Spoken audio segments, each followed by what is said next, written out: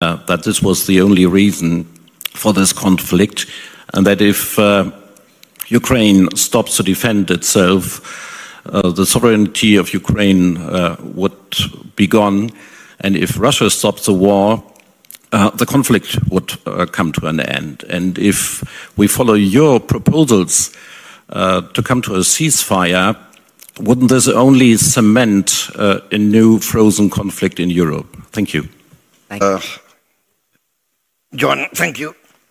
I don't know if I can answer these questions in 3 minutes, but I will try. Several questions insinuated that I'm equating between the invader and the invaded. I think this is an emotional reaction, but what I'm putting forward is conflict resolution. I'm not saying which side is right or wrong. And I think this is being taken mistakenly, because Indonesia's position is very clear. In the United Nations, we voted against the Russian invasion. We voted. You can check our voting record. We are not talking about right or wrong. I'm just proposing that we attempt at conflict resolution, and this has been done historically. Please, our European friends, please do not think in terms of 5 or 10 years.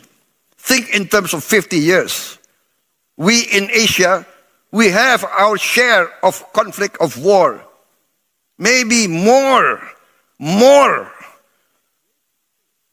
disastrous, more bloody than what's being experienced in Ukraine. Ask our Vietnamese friends, our Vietnamese brothers, ask our Cambodian brothers.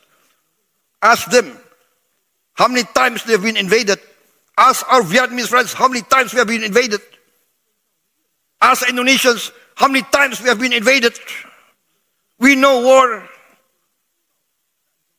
We want to resolve. We want to help. But again, it's up to the two parties. What is the United Nations for, if not for conflict resolution? Why is a proposal for a demilitarized zone so taken as if it's not rational? We have a demilitarized zone in Korea. We had a demilitarized zone between North and South Vietnam. We had a demilitarized zone in the Sinai. We have now United States monitoring force in many countries. There are conflicts not only in Europe. There are violations of sovereignty not only in Europe. Ask our brothers in the Middle East. Ask the Africans. Ask the people of the Democratic Republic of Congo.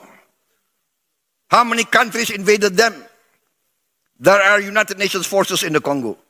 So what I'm proposing is how we try to resolve this conflict by respecting the United Nations. That's all. I'm not equating aggression with the aggressors.